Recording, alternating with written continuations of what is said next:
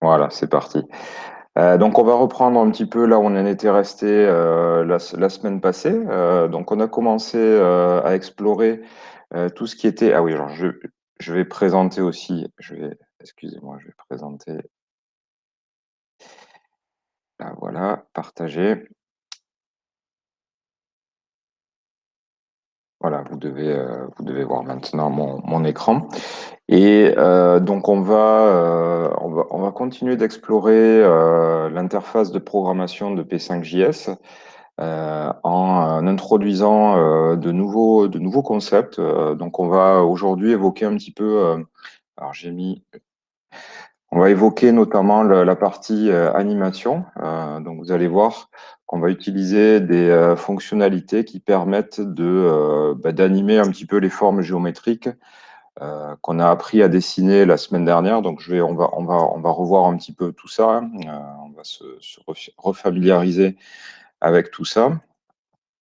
Et on va voir donc comment on peut intégrer cette dimension à la fois de temps, c'est-à-dire faire en sorte qu'on ait des animations qui se produisent au cours du temps. Donc la semaine dernière, on avait plutôt des dessins statiques. Là, cette semaine, on va commencer vraiment à animer les choses. Et on va surtout, je vais vous présenter cette notion de variable à travers, alors non, ça c'est les L3, je ne suis pas bien réveillé. Voilà. Et on va voir donc les notions de variables. Donc à travers, vous allez voir des mots-clés qui s'appellent mouse X et mouse Y. Donc ça va nous permettre là de commencer à voir un petit peu tout ce qui est interaction utilisateur. C'est-à-dire comment on va pouvoir fabriquer des images qui vont être en interaction, ou en tout cas qui vont réagir à des stimuli ou des inputs de l'utilisateur. Donc ça se fait par le biais de ce qu'on appelle de variables, c'est-à-dire c'est des valeurs qui vont évoluer au cours du temps, d'accord, ou en tout cas qui vont pouvoir évoluer. Donc ça, c'est une notion qu'on va aborder aujourd'hui et qu'on verra vraiment plus en détail la semaine prochaine. Cette notion de variable qui est centrale un petit peu dans la programmation et qui permet de stocker de l'information. Donc, soit d'écrire de l'information dans la mémoire de votre ordinateur, ou soit de venir lire cette information pour pouvoir la traiter. Donc, c'est quelque chose qui est assez fondamental en fait et qu'on va commencer à voir un petit peu aujourd'hui à travers donc ces deux variables, à travers cette animation. Alors, qu'est-ce qu'on avait vu la semaine passée? Ben, la semaine passée, on avait vu donc le repère de dessin qui sous-tend un petit peu tout sketch quand on démarre un programme dans P5JS.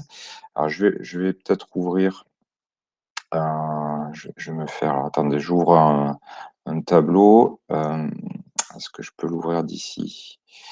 Oui, tableau blanc.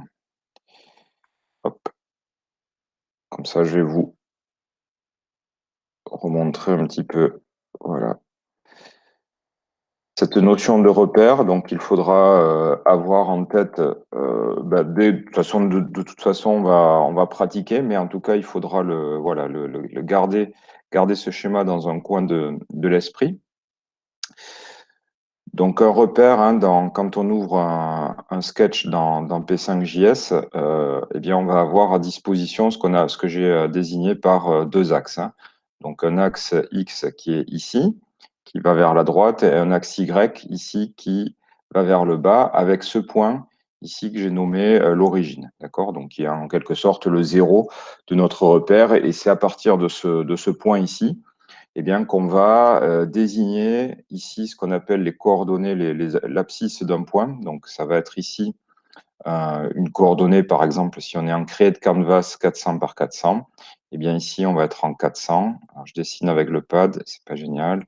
Et ici, donc, par exemple, en hauteur 400. D'accord? Donc, vous vous souvenez, on avait ici la possibilité, donc, une des premières instructions qu'on a vues la semaine dernière, c'était la commande ou la méthode point, donc qui nous permettait simplement d'allumer un pixel à une certaine coordonnée. D'accord? Donc, on va toujours donner d'abord la position horizontale et ensuite la position verticale. D'accord? Donc, ce sera toujours ces dimensions-là, toujours la dimension, on va dire, horizontale et ensuite la dimension verticale. Donc, on avait vu des fonctions, alors je vais peut-être les retaper vite fait. On avait vu donc la fonction aussi line, un peu plus intéressante que la fonction point, qui nous permettait donc de donner eh bien, deux extrémités d'un segment, donc ce qui veut dire deux points. Et étant donné qu'on a deux coordonnées pour un point, eh bien, c'est une fonction qui allait prendre quatre paramètres, hein. Donc, je vous rappelle qu'une commande dans le processing, c'est vraiment un mot-clé qui va être suivi de ce qu'on appelle une liste de paramètres. Et donc, cette liste de paramètres, eh bien, donc là, on a travaillé avec des nombres. Eh bien, on a vu que ces paramètres, en fait, il fallait aller voir la signification dans la référence, c'est-à-dire dans le dictionnaire de processing. Donc, tout ça, ça se fait ici dans help référence. Donc, vous avez ici, voilà, une recherche qui se fait par mots-clés. Et donc, vous voyez que line dispose d'une syntaxe et dans sa version en deux dimensions, eh bien, c'est une fonction qui s'écrit donc avec quatre paramètres. Donc, les deux premiers paramètres sont les coordonnées du premier point, donc sa position ici en X avec sa position en Y, donc toujours dans le même ordre, X, Y, et ensuite ici, donc X2, Y2, donc les coordonnées du deuxième point. D'accord? Et donc ça, c'est un algorithme. Donc line masque un algorithme en fait qui va trouver tous les pixels à allumer, tous les pixels intermédiaires, donc entre le premier point que vous avez passé et le second point. Alors, une petite remarque, c'est que si on inverse x2, y2 et x1, y1, eh bien, on a le même résultat. Donc, le fait de tracer la ligne à partir de ce point vers ce point ou de ce point vers l'autre point, c'est strictement la même chose. D'accord? Donc là, allez, pour se remettre dans le bain, hop, voilà, on va tracer une ligne donc, qui partirait de 0, 0, donc le point un petit peu ici, un petit peu particulier, hein, qui est l'origine, et on va le tracer vers 200, 200, d'accord? Donc 200, 200, je vais me mettre comme ça, voilà, comme ça. Donc 200, 200, quand on a un canvas de 400 par 400, hein, donc vous voyez ici, c'est pas un point, mais c'est vraiment, excusez-moi, la largeur et la hauteur de notre sketch, donc en nombre de pixels. Et 200,200, ben, ça représente un point un petit peu particulier qui est le centre de l'écran, d'accord?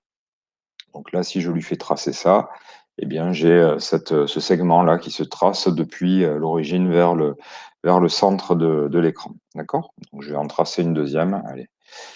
Et donc là, par exemple, je vais tracer la ligne qui partirait de 200,200 et qui rejoindrait donc ce point en 400,200. D'accord? Donc 200,200 et 400,0. D'accord? Donc ce point-là, il a bien pour coordonnées 400. Je suis bien en X égale 400, donc tout au bout de ma fenêtre ou de mon canvas. Et en hauteur, je suis bien à 0. D'accord? Donc je suis bien à ce point-là. Donc ça, c'était une des premières fonctions qu'on a vues.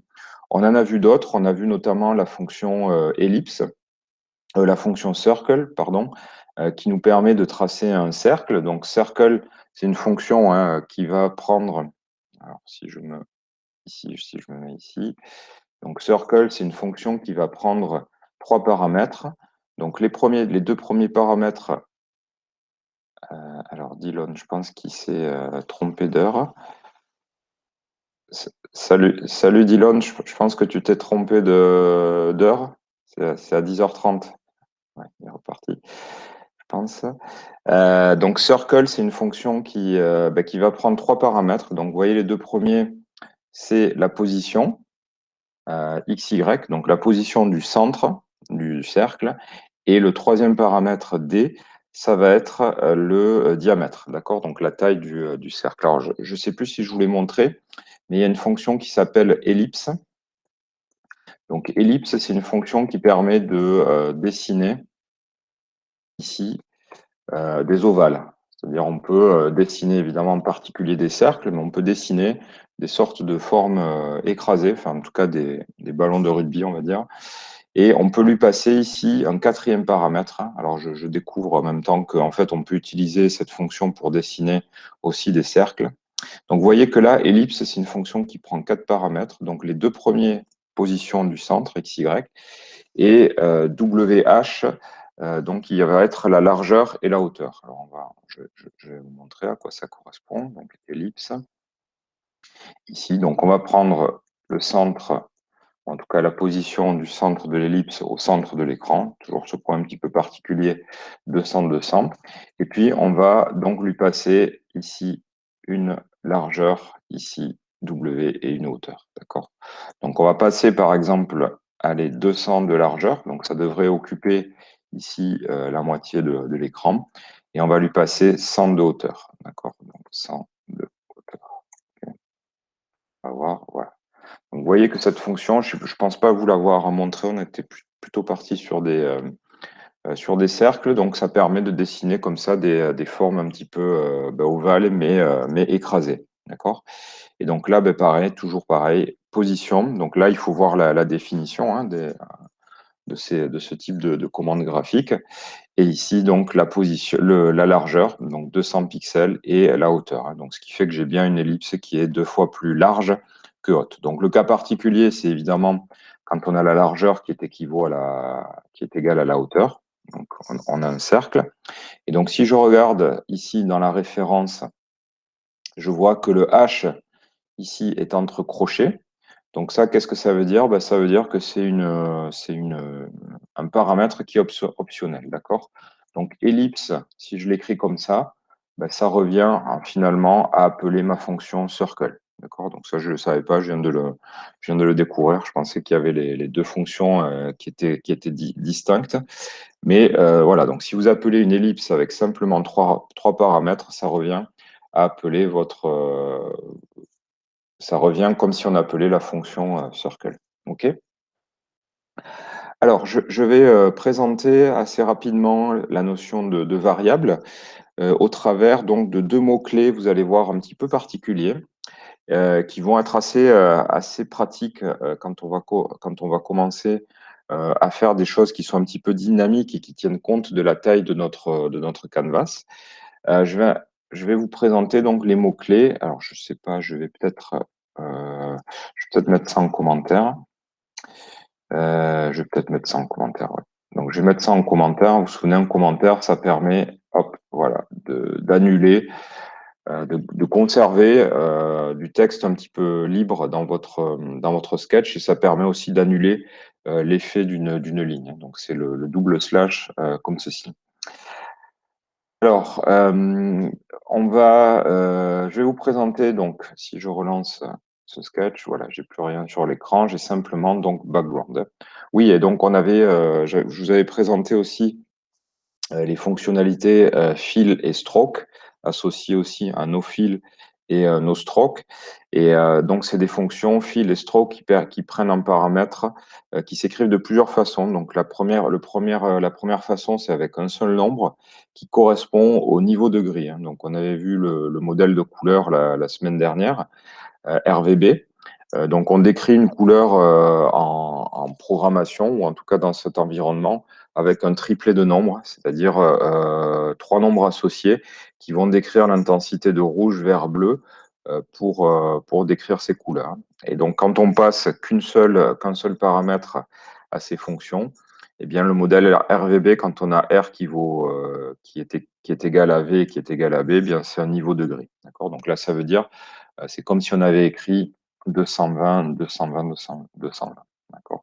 Donc ça produit exactement le même résultat et voilà, on peut changer. Donc background, c'est vraiment une fonction qui prend soit un nombre, un niveau de gris, ou soit donc un triplet de nombres dont la plage est compris entre 0 et 255 pour décrire une couleur. D'accord? Donc je vais laisser ici en gris un petit peu léger. Et ce que je voulais vous montrer, oui, c'est cette notion de variable. Donc, on va redessiner ce cercle au centre de l'écran, mais en utilisant donc la notion de variable.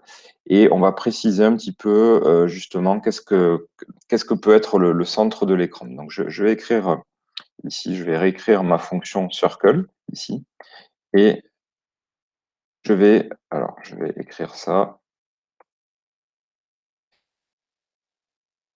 puis je vais commenter. Donc, on regarde ça. Et là, j'ai fait usage de deux mots-clés un petit peu particuliers qui ne sont pas des commandes. Donc, pour l'instant, hein, on avait vu deux types, on va dire, de mots-clés. Les mots-clés ici qui correspondent, on va dire, au gestionnaire d'événements, enfin, gestionnaire de démarrage, et puis donc setup et draw et boucle de dessin. On a, hop, Arta qui arrive. On a vu donc certaines fonctionnalités, certaines commandes, donc create canvas, background, circle, line. Qu'est-ce qu'on avait vu? On avait vu rect la semaine dernière. Je vous avais montré aussi comment sauvegarder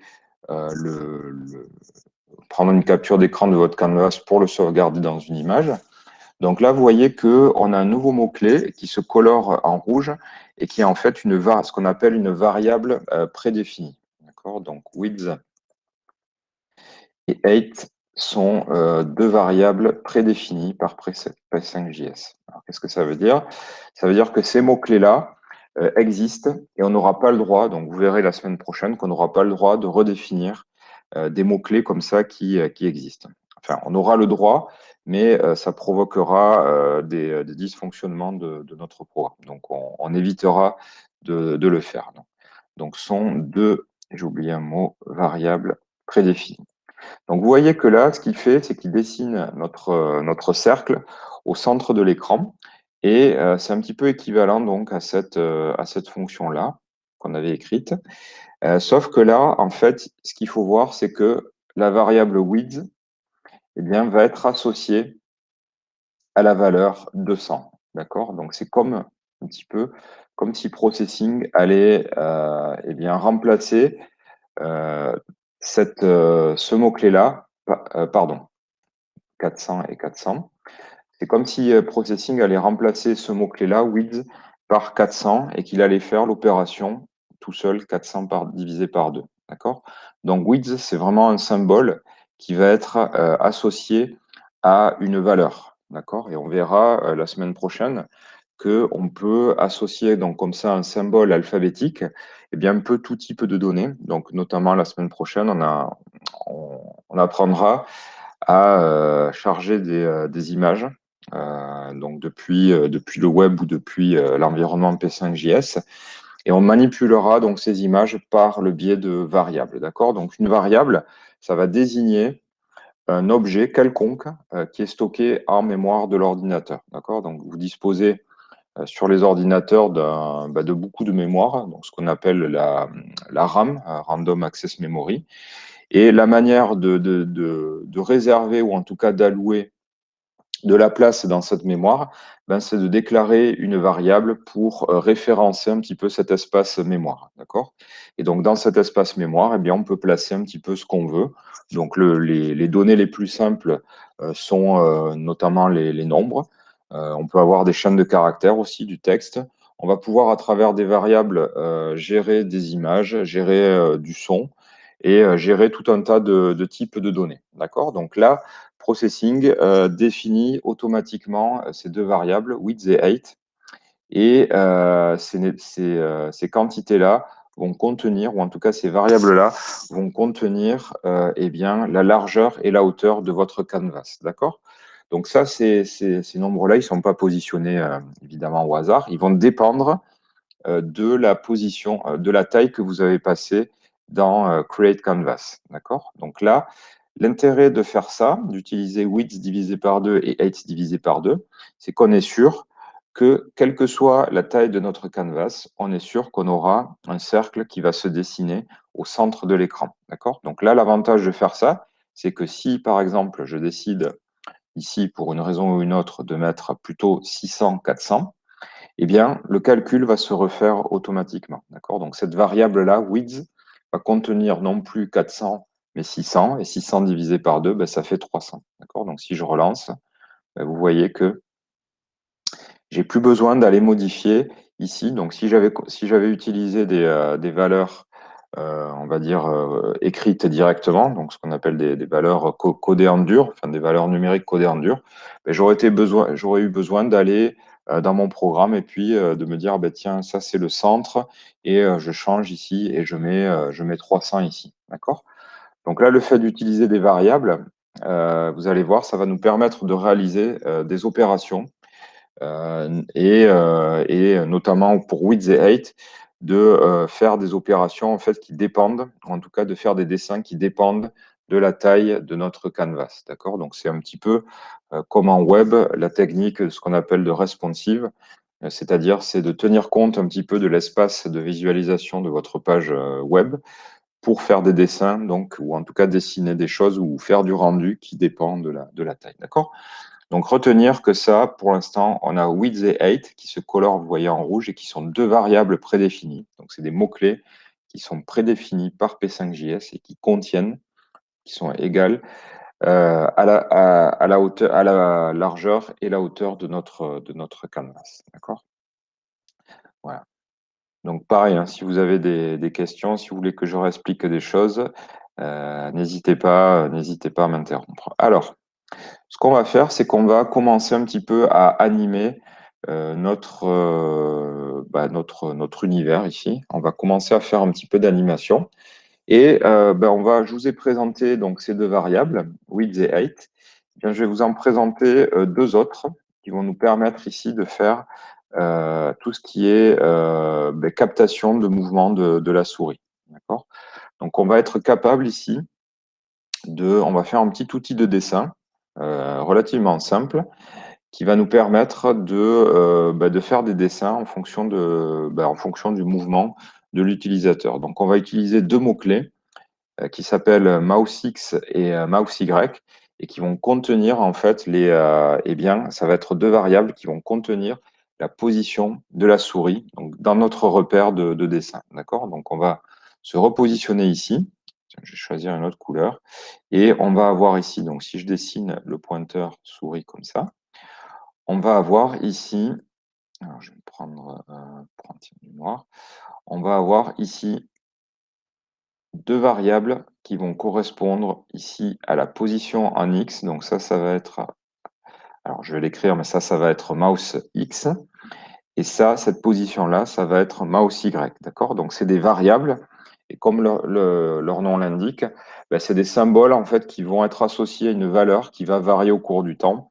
Et cette variation va être provoquée par l'utilisateur. D'accord? Donc on va revenir dans le sketch et puis on va écrire ça. Donc on va, dans un premier temps, écrire circle, par exemple, donc de mouse X, virgule.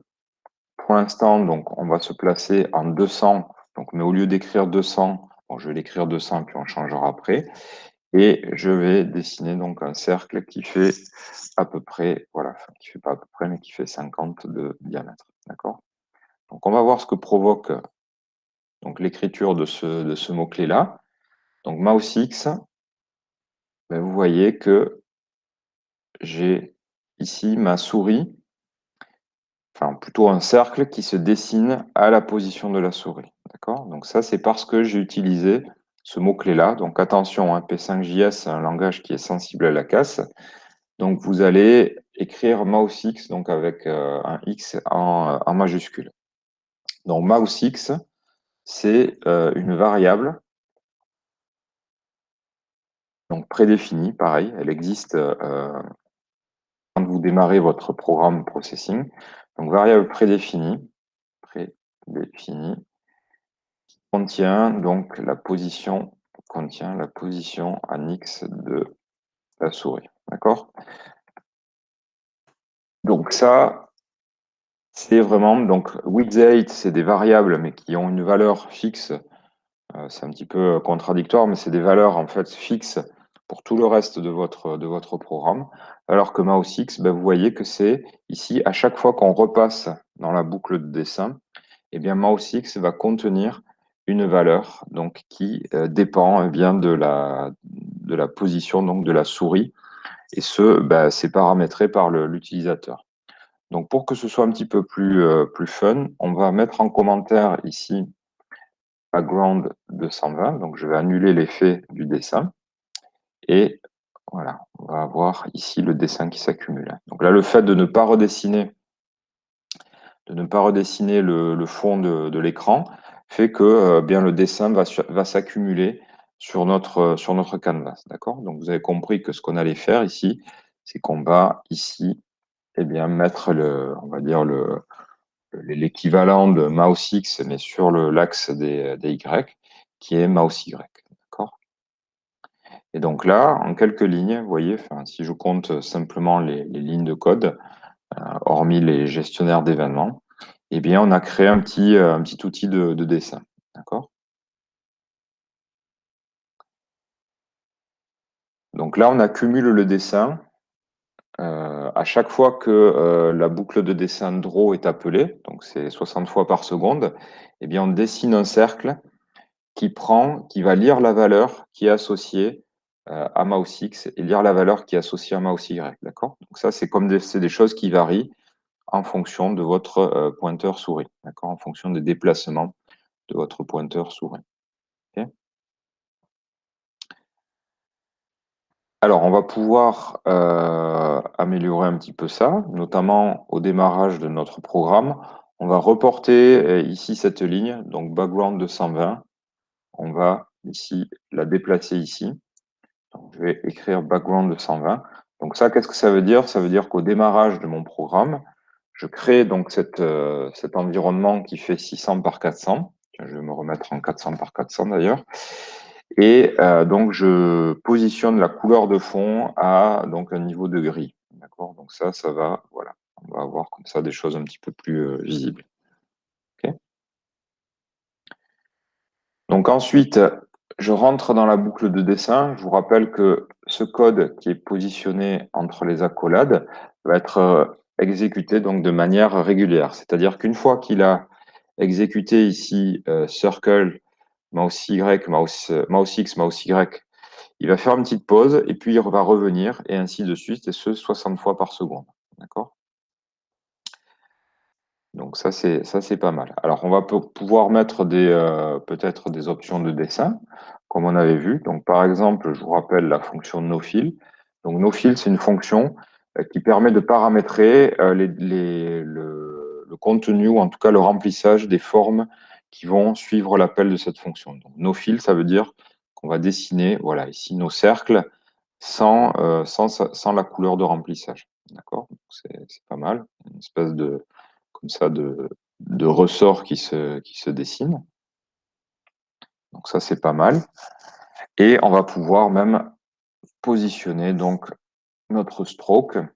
Donc stroke, je vous rappelle, hein, c'est une fonction qui permet, elle, de paramétrer la couleur de contour des formes géométriques qui suivent l'appel de ces fonctions. Donc une fois qu'on a défini le type de remplissage et la couleur de contour, eh bien ces paramètres-là, ou en tout cas ces options de dessin, s'appliquent pour tout le reste des dessins. Donc là, ce qu'on va faire, c'est qu'on va faire un stroke et on va l'utiliser ici avec deux paramètres. Donc c'est une écriture qu'on n'avait pas vue, je pense, la semaine dernière. Alors, je regarde, j'ai les pompiers qui sont juste devant chez moi. Vous devez voir le gyrophare. Donc, on va ici utiliser donc, dans sa version simple, c'est ce qu'on a vu tout à l'heure, ben, c'est avec un niveau de gris. Hein. Donc, un seul paramètre, c'est le niveau de gris. Donc, 0, voilà, c'est noir. Et 255, c'est blanc. D'accord? Ça, c'est l'écriture, on va dire, qu'on a déjà vu au travers de background. Un seul paramètre égale un niveau de gris, donc 0 complètement noir et 255 blanc. Et puis entre ces valeurs-là, eh bien des niveaux de gris. D'accord? Et donc on va utiliser ici, donc je vais utiliser par exemple un noir, donc par exemple 100, allez, 100. Et on peut passer ce qu'on appelle une opacité. D'accord? Donc l'opacité, c'est un deuxième paramètre qu'on va pouvoir passer à la fonction stroke. Et c'est un paramètre pareil qui va varier entre 0 et 255. Donc 0, ça veut dire qu'on va dessiner une forme qui est complètement transparente, donc on ne va rien dessiner. Et 255, c'est la valeur par défaut. C'est la valeur donc qu'on utilise si on passe pas cette valeur, donc complètement opaque. Et puis ben, pareil, donc vous allez voir si je lance, hop, vous voyez qu'on dessine en fait des formes qui sont qui sont transparentes et qui se recouvrent par addition. D'accord? Donc là, on utilise une fonction stroke avec premier paramètre niveau de gris et deuxième paramètre, donc l'opacité. Pareil, qui varie entre 0 et donc 255. Ça, c'est l'intervalle valide pour 250. D'accord? Donc là, ce qui permet de faire ces effets un petit peu de transparence. Donc, ce qui est assez agréable visuellement, puisque ça crée des sortes d'interférences graphiques ici, où les cercles se recouvrent. D'accord? Donc, vous pouvez là, ici, insister un petit peu sur certaines zones, et puis, voilà, et puis ensuite dessiner ailleurs. D'accord? Donc ça, c'est stroke dans son écriture, et d'ailleurs le fil aussi s'écrit comme ça. Vous avez fil avec premier paramètre niveau de gris, et deuxième paramètre, ça peut être donc le niveau d'opacité. Ok? Donc ça, c'est pas mal pour faire, donc quand on a deux cercles qui se recouvrent, eh bien là où se recouvrent les deux cercles, on a ce phénomène d'additivité des couleurs. D'accord? Donc on a une opacité de 20 plus une opacité de 20, donc on va avoir ici une opacité qui se renforce. Hein. Donc c'est pour ça qu'on arrive à la limite vers la couleur grise maximale. Donc là même, on pourrait essayer avec stroke 0. Là, vous voyez que si je laisse la souris en place, eh bien, on arrive ici au bout d'un moment, hein, donc il faut penser qu'il le dessine 60 fois par seconde, eh bien, on va avoir une opacité qui fait son effet. D'accord? Donc, c'est peut-être pas mal.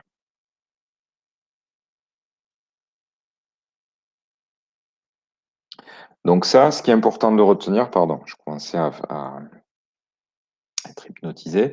Donc, ce qui est important de voir, c'est qu'on va avoir donc ces deux mots-clés, mouse X et mouse Y, qui se rangent un petit peu aux côtés de width et height, dans la catégorie donc des mots-clés qui s'appellent des variables. Width et height, donc qui contiennent la largeur et la hauteur que vous avez définies quand vous avez appelé la fonction create canvas. Et mouse X et mouse Y, donc, ils vont contenir les valeurs, donc les positions, en tout cas les valeurs de la position de la souris lorsque vous déplacez donc la souris au-dessus donc de votre espace de dessin. D'accord? Donc width et height ne varient pas. On va dire que dans notre cas spécifique ici, la largeur et la hauteur sont définies une fois pour toutes. Donc ça, on verra plus tard qu'on peut faire varier ces valeurs, c'est-à-dire on peut avoir notre canvas qui se redimensionne. Je vous ferai travailler sur un canvas qui occupe la totalité de votre écran, donc en full screen. Donc ça, on verra comment on peut récupérer ces informations-là. Et donc, on a ces deux variables, mouse X et mouse Y. D'accord? Donc, simplement pour se remémorer, on va sauvegarder ce dessin. D'accord? Donc, je vais vous montrer comment on va réimplémenter. Donc, alors, la semaine dernière, à chaque fois, chaque année, je vois l'une ou l'autre. Donc, je pense que la semaine dernière, on avait vu le gestionnaire d'événements MousePressed, donc qui se range aux côtés de Setup et de Draw, et un bloc de code qui n'est exécuté que lorsque l'utilisateur appuie sur la souris. Donc là, je vais vous montrer le gestionnaire qui s'appelle KeyPressed ici. Et donc ce gestionnaire-là, on le définit. Donc je vais peut-être effacer ça. Tiens, allez, peut-être effacer ça. Je me le mets dans un fichier texte. Je le remettrai dans le sketch après.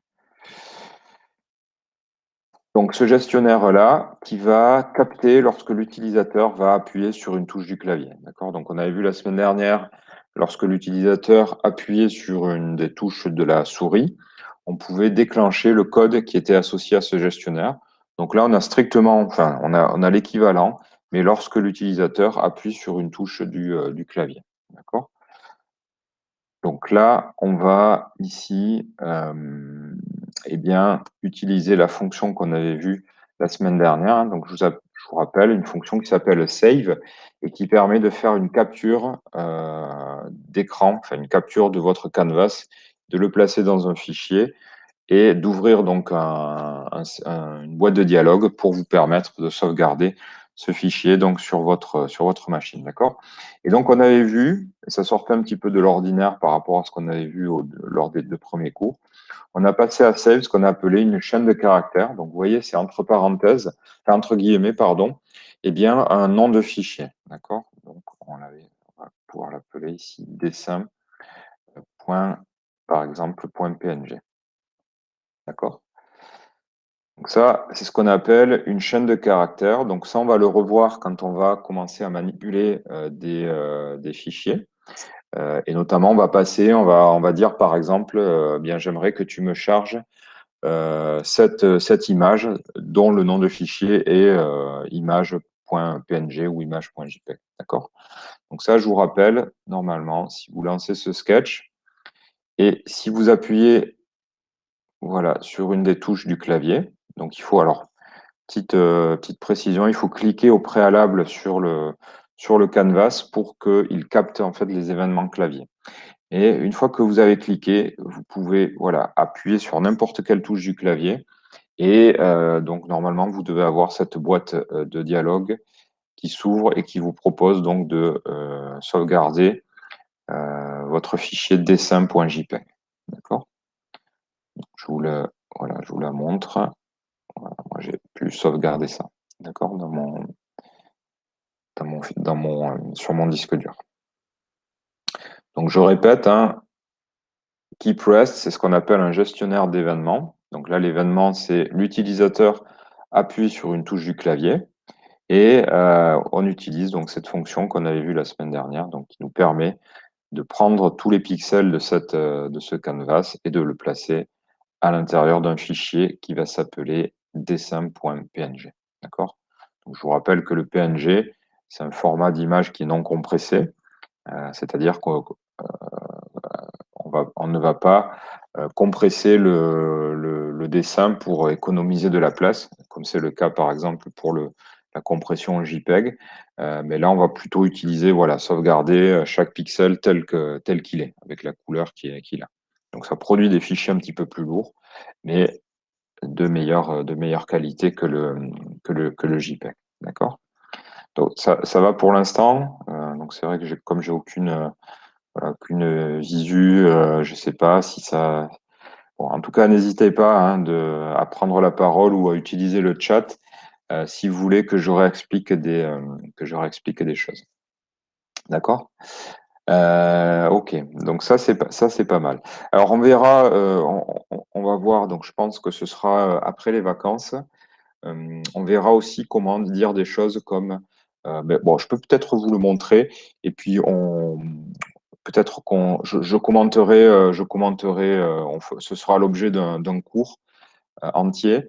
On va avoir une structure qui va nous permettre de dire des choses comme si l'utilisateur ou si la variable est plus grande ou plus petite qu'une certaine valeur, ou si l'utilisateur appuie sur une touche du clavier, ou si l'utilisateur maintient le bouton de la souris enfoncé, alors on effectue des opérations. D'accord? Donc c'est ce qu'on verra. C'est ce qui s'appelle la structure de branchement et qui va nous permettre d'exécuter du code que lorsque l'utilisateur eh bien, ou lorsque certaines variables sont soumises à des conditions. D'accord? C'est ce qu'on appelle des conditions. Donc là, je vais simplement vous le montrer. On va l'écrire comme ça et puis voilà, cette structure-là fera l'objet d'un cours, voilà, quasiment d'un TD entier où on reprogrammera le jeu Pong. D'accord? Un des premiers jeux vidéo. Donc là, je vous le montre. Là, c'est simplement ce que je veux faire. Ce que je veux dire, c'est que lorsque l'utilisateur maintient le bouton de la souris appuyé, on dessine. D'accord? Sinon, on ne dessine pas. Donc ça va s'écrire. Alors, regardez bien. On va écrire comme ça, mouse is pressed. Je vais mettre des accolades et je vais placer ma ligne circle à l'intérieur de ces accolades. D'accord? Vous voyez, on a un mot-clé un petit peu particulier, if. Et on retrouve une variable mouse is pressed. Donc, vous voyez, elle se colore de la même façon que mouse X et mouse Y, c'est width et height. Elle se colore en rouge, enfin en rose comme ça. Et donc ça veut dire si l'utilisateur est en train d'appuyer sur la souris, sur un des boutons. Il est en train d'appuyer sur un des boutons. S'il fait ça, eh bien, on dessine. D'accord? Donc, si vous faites rien, donc là, je suis pas en train d'appuyer sur mon, eh bien, sur le sketch. Par contre, si vous appuyez, eh bien, vous voyez que, en fait, ce bloc de code-là va être exécuté. D'accord? Donc, ça, c'est ce qu'on appelle une structure de contrôle. On va regarder, en fait, on va regarder si certaines variables vérifient certaines conditions. D'accord? Donc, j'expliquerai ça plus en détail parce que ça suppose connaître notamment les variables booléennes, là, pour ce cas précis. Mais voilà, ça permet ici d'avoir un petit outil de dessin. D'accord? Donc, comprendre simplement là, ce que je vous demande de comprendre, c'est que ce if là va contrôler ce bloc de code là, et on ne va effectuer le dessin que si l'utilisateur a un des boutons de la souris qui est appuyé. D'accord? Donc ça, c'est pas mal. Ça nous permet, voilà, d'avoir presque un petit outil de dessin. D'accord? Alors, ce qu'on va faire ici, c'est qu'on va, pour l'exemple, et puis comme ça couvrira, tiens, cet exemple, un petit peu toutes les notions qu'on connaît. On va réimplémenter ici donc le gestionnaire d'événements MousePress. D'accord? Ah oui, non, est-ce que c'est logique ce que je fais? Non, c'est pas très logique parce que là, en fait, ce que j'allais faire, c'est que j'allais effacer l'écran lorsque l'utilisateur appuie sur la souris, pardon, mais ce qui allait être contradictoire finalement avec ça. Donc, non, bon, on va oublier. Pardon. Donc, ici, voilà, je vais me remettre comme ça. OK? Donc là, on va mettre d'autres options de dessin, ou on peut mettre même d'autres formes géométriques. Donc, on n'est évidemment pas obligé de dessiner que des cercles. Mais on va pouvoir, par exemple, dessiner des rectangles. Donc, mouse X, aussi Y. Donc, je vous rappelle, rect, c'est une fonction qui permet de dessiner des rectangles. Donc, pareil, la position ici, non pas du centre, mais du coin supérieur gauche du rectangle, et on va lui passer des dimensions. D'accord? Donc, par exemple, ici, une largeur de 100 pixels et une hauteur de 50 pixels. D'accord? Donc là, vous voyez que donc évidemment, donc vous pouvez essayer, mais on peut dessiner les deux en même temps. Rien ne nous empêche de dessiner les deux en même temps. D'accord? Alors je vous montre une petite fonction qui est parfois pratique, qui s'appelle ici rect mode center. Donc c'est une fonction, voilà, qui s'écrit comme ça et qui prend un mot-clé qui est une variable d'ailleurs, qui n'évolue pas. Donc c'est une variable statique.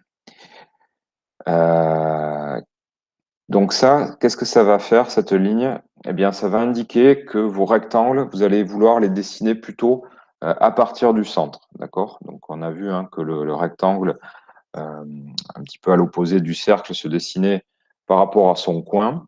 Eh bien là, rect mode center, ça veut simplement dire, voilà, vous voyez, quand je dessine, qu'on le dessine par rapport donc au centre, voilà, au centre de la figure géométrique. Voilà. Donc ça, c'est parfois pratique quand on veut voilà, dessiner des figures qui sont centrées, notamment pour le rectangle, eh bien, on va utiliser rect mode center. D'accord. Donc là, dans notre cas, ça paraît plus logique de dessiner le rectangle à partir de son centre. C'est plus naturel comme comportement. Okay.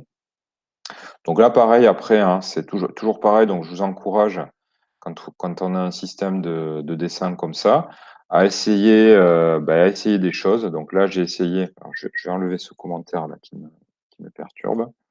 Voilà. À essayer des options de dessin. Donc là, on s'est essayé en no fill et no stroke. On va pouvoir essayer, par exemple, en no stroke, donc pas de dessin de contour. Et on va faire un fil, on va inverser un petit peu le rôle, donc 0 par exemple 20. Donc là, quel va être l'effet?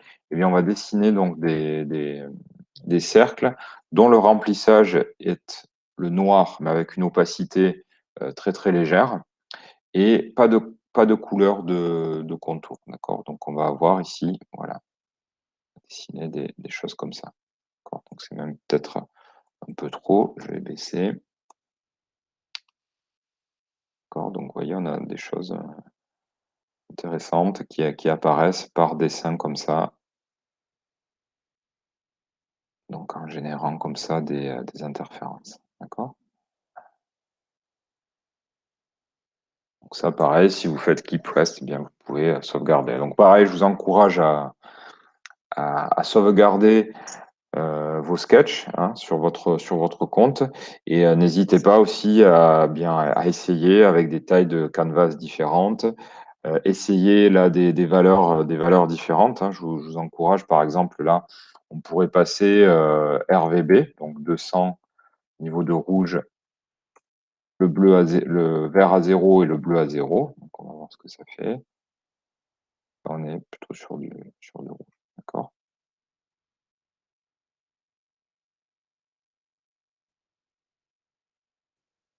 OK.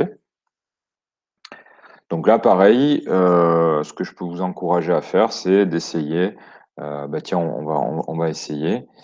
De dessiner d'autres motifs. Hein. Donc, on pourrait, pourquoi pas, utiliser ce qu'on a vu la semaine dernière, Begin Shape et End Shape, qui nous permettent comme ça de passer une liste de sommets et pour dessiner des formes un petit peu libres. Hein. Donc là, pour l'exemple, j'utilise Rect et Circle, qui sont des fonctions très simples, mais on pourrait utiliser autre chose.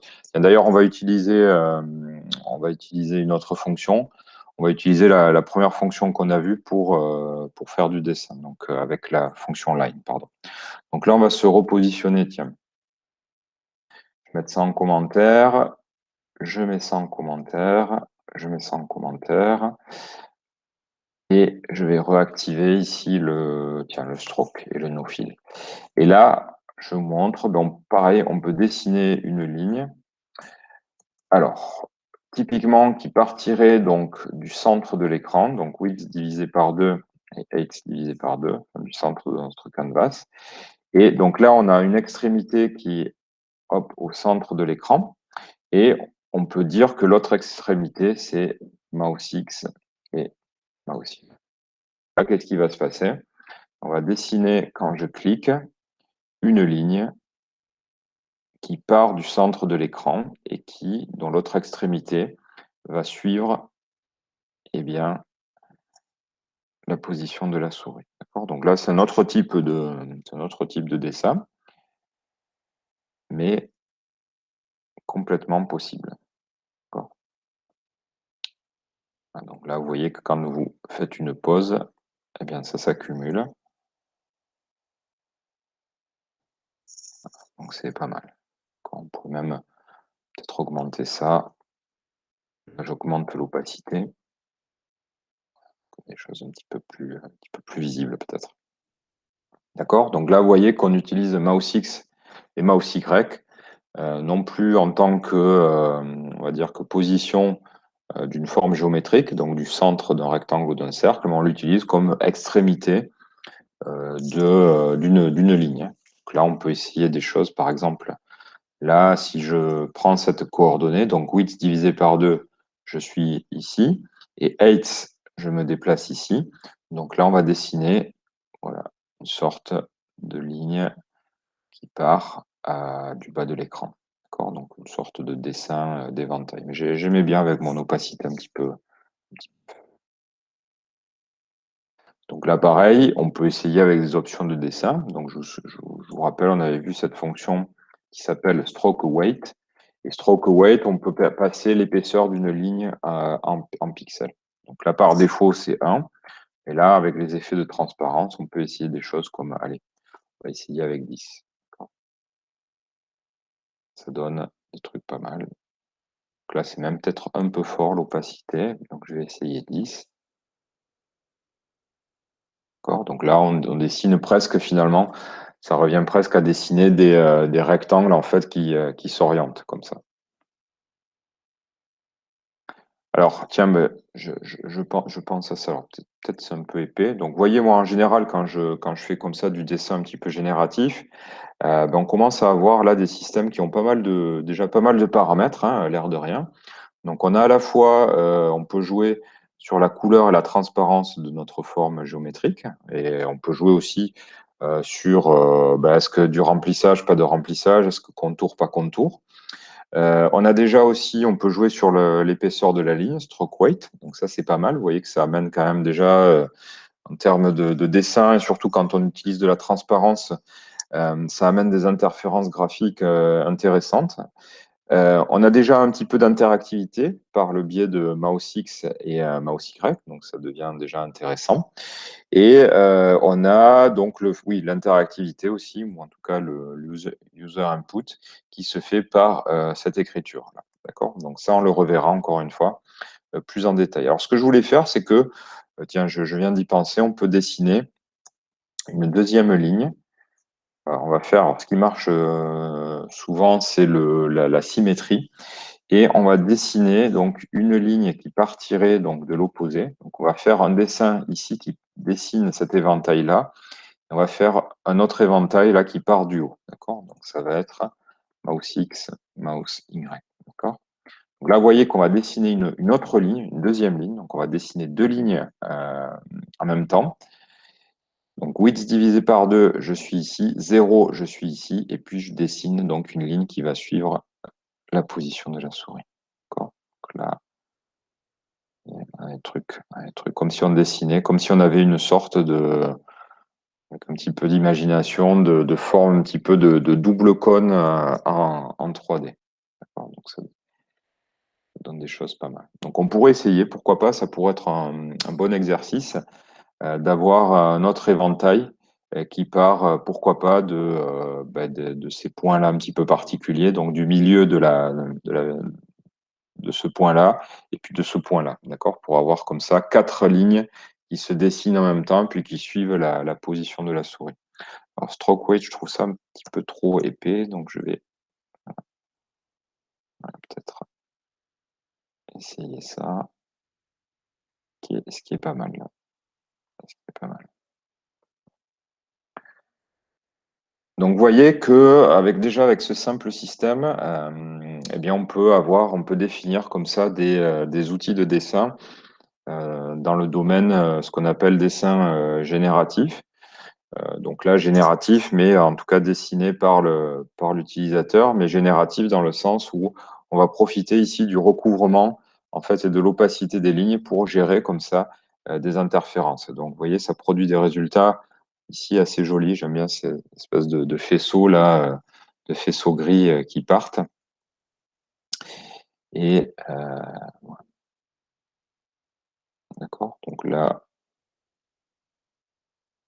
Donc, j'ai placé en ligne. Je placerai dans chacun des sketchs tout à l'heure le sketch qui fait ce dessin, le sketch avec le rectangle et le sketch avec le cercle. D'ailleurs, tiens, je vais le sauvegarder ici. Donc, la 4 U6, cours 03, 03 et 3. Et je vais l'appeler dessin double ligne.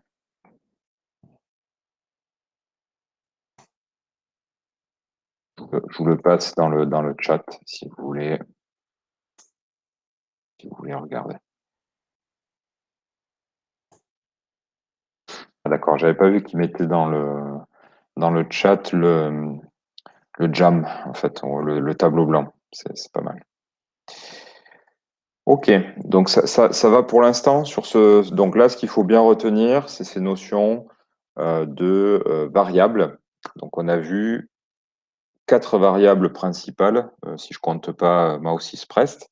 Donc width 8 et mouse X, mouse Y. Donc mouse X, mouse Y ont la particularité d'évoluer en fonction de l'input de l'entrée utilisateur. D'accord? Donc ça, mouse X et mouse Y, à bien retenir que ça contient respectivement la position de la souris en X et la position de la souris en Y. D'accord? Donc ça, c'est déjà... Donc ça, on va s'en servir ensuite quasi dans tous les sketchs qu'on va étudier, ces notions de variables. Alors, je vais vous faire découvrir d'autres fonctionnalités qui vont nous permettre d'animer ici les dessins géométriques, et notamment on va voir une fonction qui est assez intéressante qui s'appelle random et qui va nous permettre de sélectionner ou de tirer un petit peu comme à la loterie des nombres aléatoires. D'accord? Donc on va ouvrir un nouveau sketch ici. Hop, donc vous allez dans File, New, et on va exploiter donc cette nouvelle fonction qui s'appelle random. Donc random, alors comment on va procéder?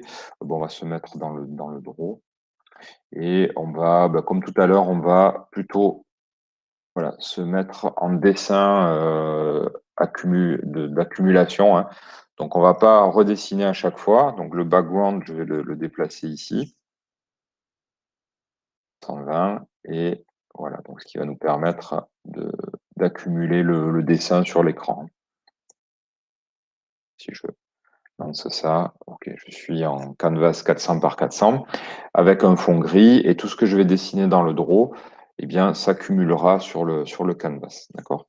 Donc on va se mettre en rect mode center. Donc à ça, de le voir, ça permet d'indiquer à P5JS qu'on veut dessiner nos rectangles non plus en fonction, donc non plus à partir de leur coin, mais plutôt à partir de leur centre. D'accord? Et ici, eh bien, on va dessiner donc un rectangle. Allez, on va le dessiner au centre de l'écran, divisé par 2 pour son X, 8 divisé par 2. Et on va passer donc ici une taille, j'en sais rien, on va passer 100 par exemple. D'accord? Ça, voilà. Rect avec un seul paramètre de dimension ici, troisième paramètre. C'est comme ellipse, ça dessine un carré. Hein, donc ça suppose que la hauteur est égale à la largeur. D'accord? Donc ça, c'est pas mal. Et donc, ce qu'on va faire, c'est qu'on va... Alors, je vais vous montrer une fonction qui s'appelle random, ici, et qui va nous permettre, à chaque fois qu'on appelle cette fonction, de sélectionner un nombre au hasard, donc sur une certaine plage de valeurs. D'accord? Donc, je vais l'écrire ici. Donc, même, tiens, on va utiliser... Alors, je réfléchis. Donc, on va utiliser... non, on va d'abord l'imprimer, d'accord? Donc, on va utiliser cette fonction. Alors, pareil, je sais plus si je vous l'ai montré la semaine dernière, cette fonction qui s'appelle console.log. Et console.log, c'est une fonction qui va nous permettre d'imprimer des valeurs ici dans la console. Donc ça, on s'en servira assez régulièrement ensuite pour vérifier, ou en tout cas pour vérifier que certaines valeurs ont bien les valeurs qu'on attend. D'accord? Donc c'est console.log et ça prend en paramètre eh bien, soit une chaîne de caractères, soit des objets ou des objets quelconques. D'accord? Il va essayer de se débrouiller à imprimer des informations relatives à cet objet. Donc là, ce que je vais faire, c'est que je vais imprimer la valeur ici. Donc, vous voyez, random, c'est une nouvelle fonction, une nouvelle commande, et elle s'attend à prendre eh bien, la plage de valeurs sur lesquelles on veut obtenir un nombre aléatoire. Donc, par exemple, je vais lui dire que j'aimerais obtenir un nombre aléatoire entre 0 et 400. Donc, qu'est-ce qui va se passer ici? Ben, quand on va lancer le programme, il va dessiner notre rectangle très bien au centre de l'écran. Et deuxième opération, il va imprimer ici ce nombre-là. Donc ça, il faut voir que random de quelque chose, c'est un nombre, mais un nombre qui est choisi aléatoirement entre 0 et 400. Donc ce qu'on va voir ici, c'est qu'on va voir défiler des valeurs aléatoires entre 0 et 400. D'accord? Je lance mon code et donc vous voyez ici que eh bien, ça défile et vous voyez donc des valeurs aléatoires qui sont produites par cet algorithme. D'accord? Donc cet algorithme-là, en fait, il masque un procédé de calcul de nombres aléatoires. Alors ça peut paraître un petit peu un petit peu contradictoire hein, de calculer des choses aléatoires sur un ordinateur alors qu'on lui demande justement d'être le plus rigoureux, le plus précis possible sur l'exécution des instructions qu'on lui produit. Mais on est capable en fait de produire des nombres aléatoires sur un ordinateur. Alors c'est avec une technique. Bon, je ne sais pas si je vous en parle, si je peux vous mentionnez ce terme, c'est avec des suites, donc avec une technique qui s'appelle, alors j'ai oublié le terme, mince, c'est des suites congruentielles modulaires.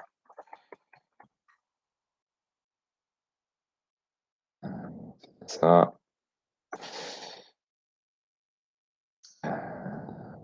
ah oui, voilà, c'est générateur congruentiel linéaire. D'accord? Donc c'est une technique en fait qui permet de calculer des suites de nombres aléatoires. Voilà. Mais ces suites de nombres, elles ne sont pas infinies, elles ont un nombre fini.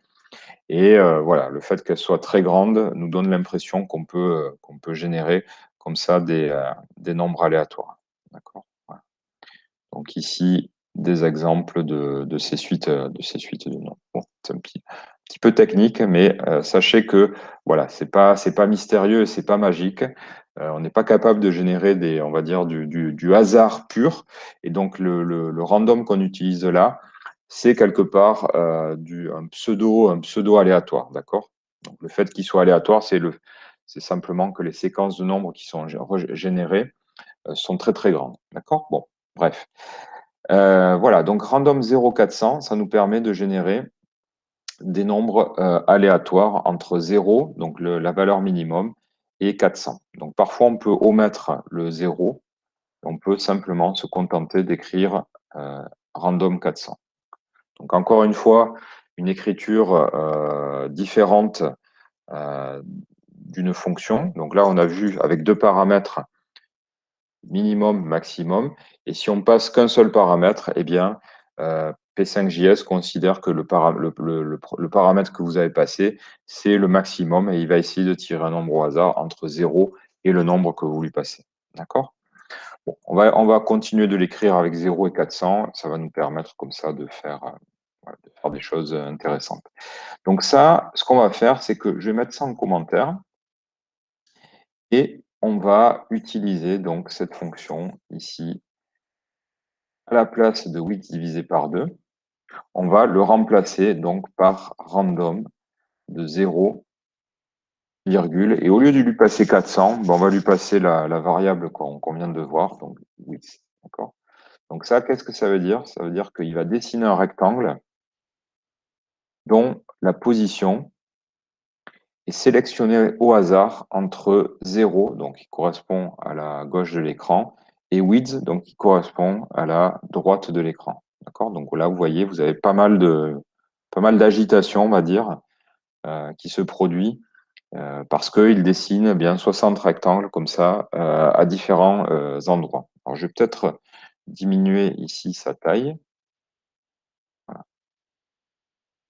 Donc, vous avez compris, ben, on va faire un petit peu la même chose sur ici la hauteur et on va utiliser, alors vous voyez, on commence à avoir des parenthèses à l'intérieur de parenthèses et on va utiliser 0,8.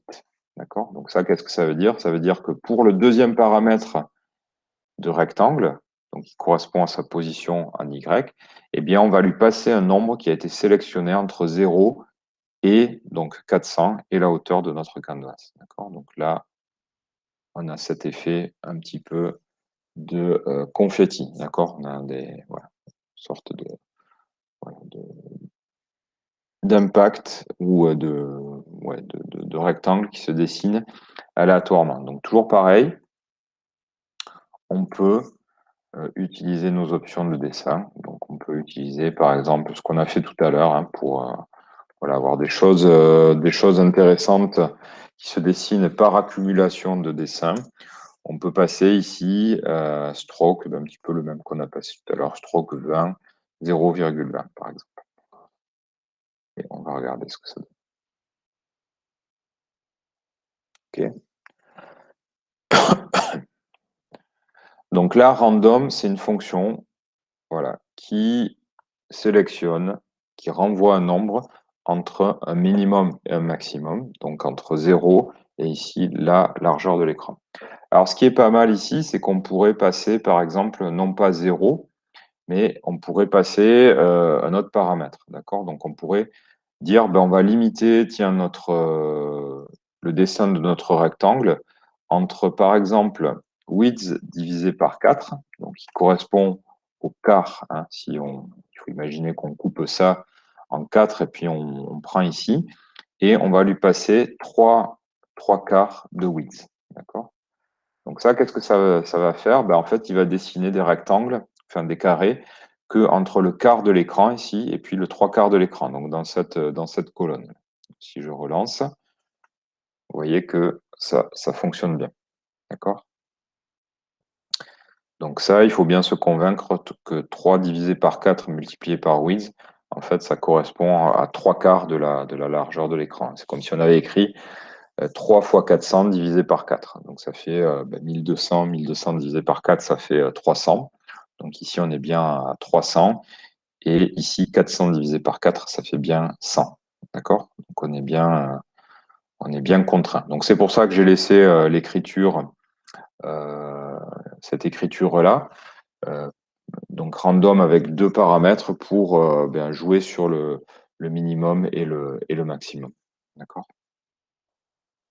Donc attention, là on commence à avoir pas mal de parenthèses, mais ce qu'il faut bien voir, c'est que ici, ce random-là vient remplacer la valeur donc, de la position X de notre rectangle. Okay. Donc random, c'est une fonction voilà, qui permet de sélectionner. Donc on s'en servira aussi, pareil, pour faire un petit peu de dessin génératif. Donc moi, je m'en sers énormément. Alors pas forcément de cette fonction, mais d'une autre fonction qui permet de sélectionner des nombres aléatoires un peu plus cohérents les uns avec les autres. Donc ça aussi, on verra cette fonction un petit peu plus tard dans le semestre. C'est une fonction qui s'appelle Perlin Noise et elle permet voilà, de sélectionner des nombres qui sont beaucoup plus en cohérence les uns avec les autres. Donc là, random, vraiment, il y a ce caractère aléatoire de la fonction, c'est-à-dire le nombre que vous allez tirer à un instant donné n'aura quasiment rien à voir avec le nombre précédent en termes de répartition, de nombre sur la plage que vous avez passé. Donc, vous voyez que si on laisse tourner le programme, par transparence, donc si on le laisse tourner 1 heure ou 2 heures, à la fin, on aura un rectangle ici qui occupera donc toute cette largeur. Hein. Voilà. Donc ça, c'est par le fait que, à un moment donné, on va avoir tiré quasiment toutes les possibilités de nombres aléatoires en tout cas sur cette hauteur et puis sur la largeur pour obtenir donc ce rectangle. Alors, je vais vous montrer aussi qu'on peut utiliser random avec cette dimension. Donc là, ah oui, alors je ne vous ai pas montré, mais tiens, on peut évidemment utiliser, alors, on va se repositionner peut-être ouais, on va mettre quelque chose d'un peu plus opaque, mais là, 50 par exemple, on peut venir aussi dire que 50, eh bien, on vient le relier à la position X de la souris. Donc ça, j'ai le droit de l'utiliser. Ça peut paraître un petit peu choquant, mais ça, j'ai complètement le droit de l'utiliser. C'est-à-dire que là, qu'est-ce que ça veut dire? Ça veut dire que la taille de mon rectangle, enfin de mon carré, va dépendre de la position X de la souris. Si je suis complètement à gauche pardon, de l'écran, eh bien mouse X vaut 0. Donc, je vais dessiner un rectangle dont la taille vaut 0, il ne va rien dessiner. Et par contre, plus je vais me décaler vers la droite, et plus mouse X va devenir important. Et donc, plus mon rectangle va être important. D'accord? Donc là, on a deux. Là, vous voyez? Donc là, hop, et je reviens. C'est vrai qu'on ne le voit pas forcément. Je vais peut-être ici annuler les options de dessin. Puis, vous voyez, donc là, j'ai des petits rectangles. Puis plus je me déplace ici, donc à droite, mouse X vaut presque 400. Donc là, il va dessiner des rectangles dont la taille vaut 400. par contre, et dont la position est prise aléatoirement, donc entre les valeurs que j'ai définies. D'accord? Donc, si je reviens là, d'accord. Donc là, pareil, peut-être, je me dis, la taille, quand je suis complètement à droite, est trop importante, donc je vais diviser cette valeur par 5. Donc là, ça veut dire que je vais avoir une taille qui va varier, donc comme mouse X varie entre 0 et 400, eh bien là, mouse X divisé par 5 va varier entre 0 et 400 divisé par 5, donc entre 0 et 80. D'accord? Donc je reviens là. Donc ça, c'est tout à fait possible d'utiliser, hein, là, ce que je vous montre, c'est tout à fait possible d'utiliser mouse X en tant que variable qui vient paramétrer une largeur ou une hauteur, hein.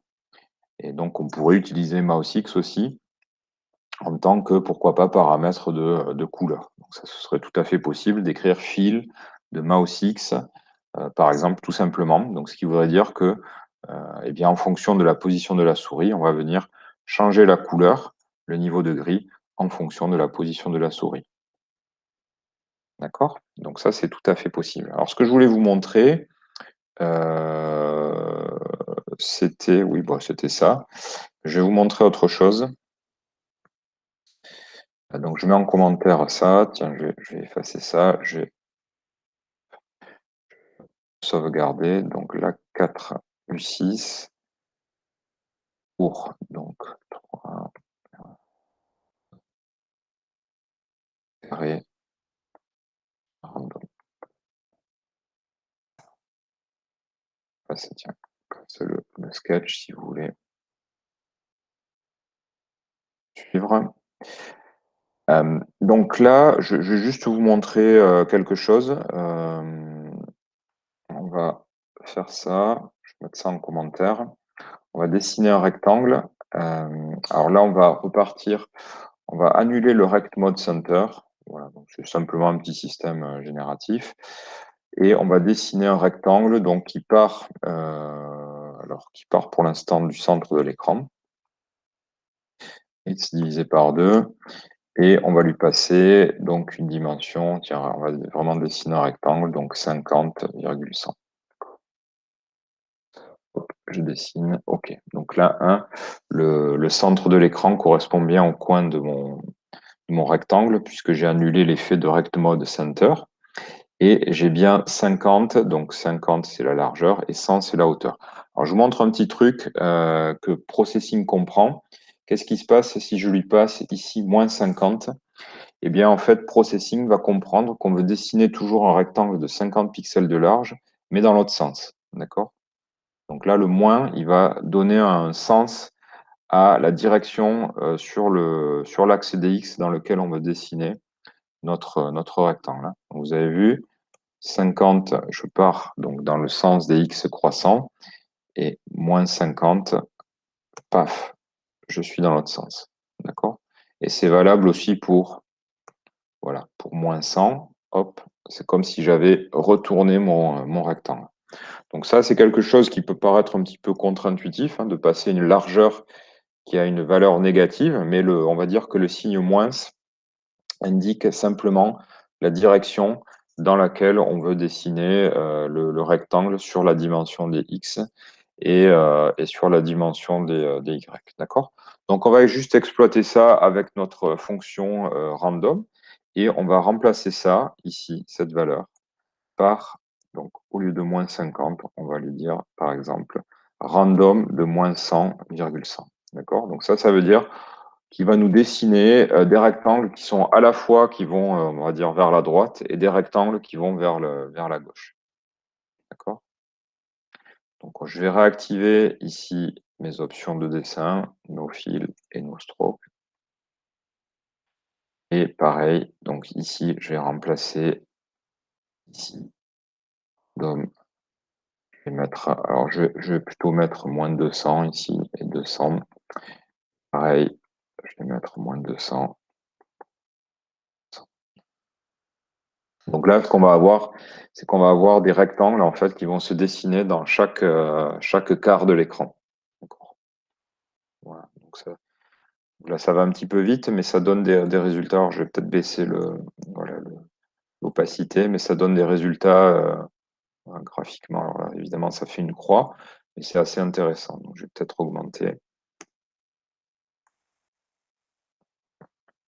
Alors, des fois, on a envie de stopper le dessin.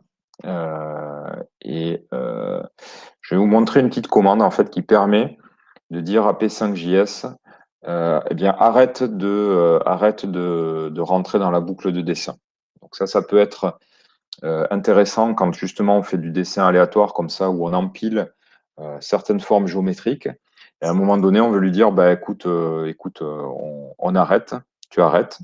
Donc là, c'est ce qu'on va lui dire. Je vais vous montrer une petite fonction qui s'appelle NoLoop, qui est équivalente sur l'écriture à NoFill, et qui va lui indiquer à Processing bah, d'arrêter de faire la boucle de dessin. D'accord.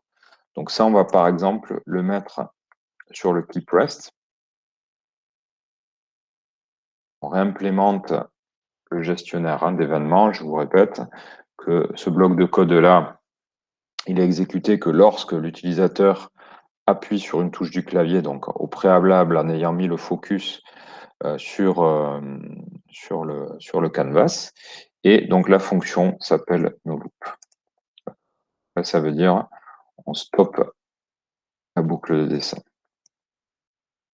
Ça, c'est pas mal justement quand on veut faire du dessin aléatoire comme ça et qu'on veut arrêter. Voilà, donc là, si je clique et si j'appuie sur une touche du clavier, je fige le dessin. Donc là, on ne peut plus reprendre l'exécution. Donc il faudrait dire, alors c'est possible hein, de reprendre l'exécution. C'est une fonction qui s'appelle redraw qui redémarre la boucle de dessin. D'accord. Donc on pourra avoir un petit système comme ça qui fait start-stop sur le canvas. D'accord. Voilà. Je remontre. Hop, ça marche plus. Ah oui. Ici. Ouais.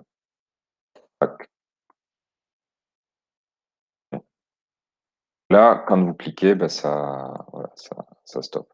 Alors, je vais vous montrer aussi une fonction, mais dont on se servira peu, mais qui peut être intéressante justement dans ce cas-là. C'est une fonction qu'on utilise dans le setup une fois et ça permet de paramétrer en fait frame.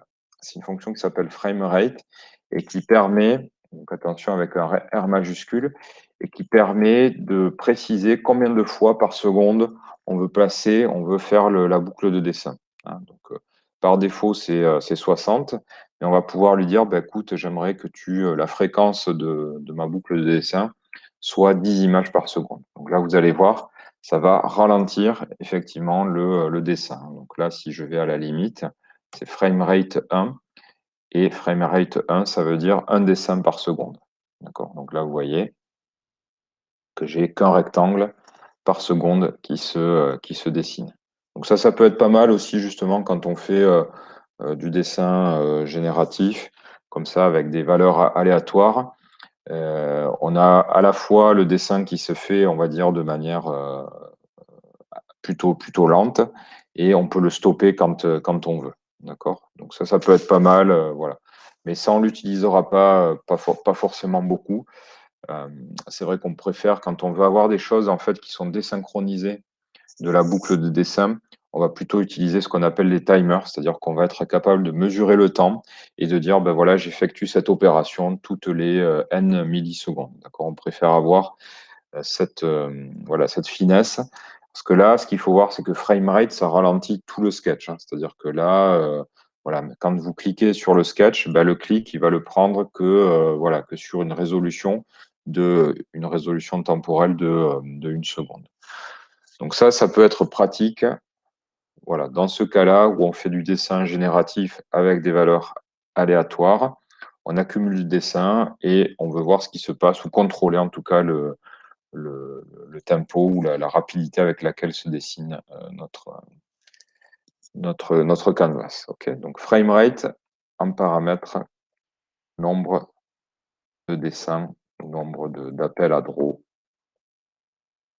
par seconde.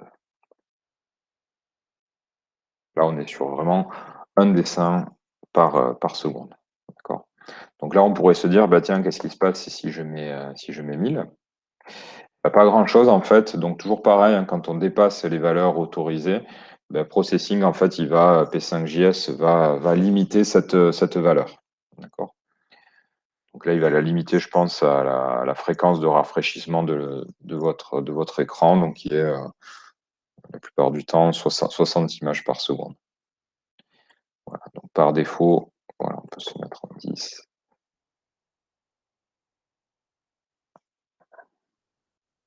OK. Donc là, qu'est-ce qu'il faut retenir? On a vu trois choses dans ce sketch. On a vu donc la fonction random. Donc random, elle prend en paramètre un minimum et un maximum. Et chaque fois qu'elle va être appelée, donc là, hein, je ne vous ai pas indiqué, mais vous voyez, c'est la même écriture. Et pourtant, les deux appels à cette fonction vont retourner des nombres différents. Donc c'est pas parce qu'on a la même écriture ici que les nombres sélectionnés vont être identiques. L'écriture est identique, mais le résultat sera différent. Donc cette fonction random qu'on utilisera, alors je ne sais pas si je vais vous le montrer. Ah, je vais peut-être vous le montrer tout à l'heure, là, d'ici un quart d'heure, mais on va fabriquer un petit automate. Ben, tiens, je vais pouvoir vous le montrer tout à l'heure. Bon, je vais vous le montrer maintenant même. Tiens, ça va être l'objet du prochain sketch. Et comme ça me permettra de déclarer, de vous montrer la déclaration de variables.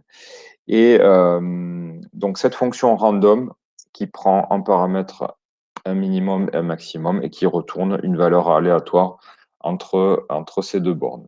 On a vu la fonction noLoop, hein, vous avez vu, elle permet d'arrêter l'appel aux boucles de dessin. Donc ça permet de figer votre sketch et il ne va plus bouger. Et on a vu cette troisième fonction qui s'appelle framerate. Et framerate, c'est une fonction donc, qui permet de définir le nombre de fois que l'on va appeler la boucle de dessin par seconde.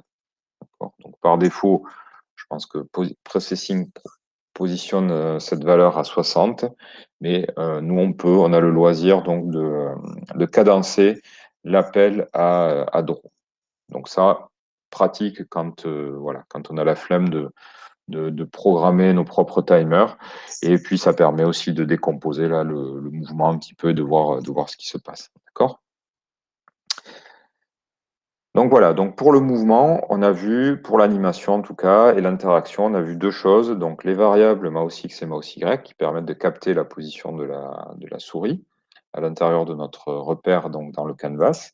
Et on vient de voir donc la fonction random qui nous permet donc de sélectionner des nombres aléatoires et puis qui produisent comme ça des animations aléatoires sur l'écran. OK. Donc je sauvegarde ça et bah tiens, ça me permettra de faire le lien peut-être avec la semaine prochaine. On va créer un petit automate. Alors vous allez voir, c'est un petit, comment dire, une espèce de petite bestiole en fait qui va se balader comme ça, un petit peu au hasard au centre de l'écran. D'accord? Enfin, sur l'écran. Hop. Donc, on va peut-être, tiens, repartir sur un sketch neuf. Donc, je sauvegarde ça. Et- ok. Donc, l'objectif, là, c'est de faire simplement, on va utiliser des variables qui vont stocker, en fait, qui vont comment dire, qui vont positionner euh, qui vont nous permettre de stocker la position de notre automate, en tout cas de ce qu'on appelle un walker. Donc c'est une sorte de marcheur, parce que vous allez voir, ça a un petit peu l'attitude d'un espèce de zombie comme ça qui se déplace au centre de l'écran de manière erratique, un peu aléatoire. D'accord? Donc, alors, ce qu'on va faire, c'est que on va ici, bah, toujours pareil, on va décaler ça dans le background. Et ensuite, on va ici, alors on va dessiner ici un cercle, dessiné par défaut au centre de l'écran. Et on va lui donner ici une taille assez modeste. Donc, on va dire par exemple 10 pixels.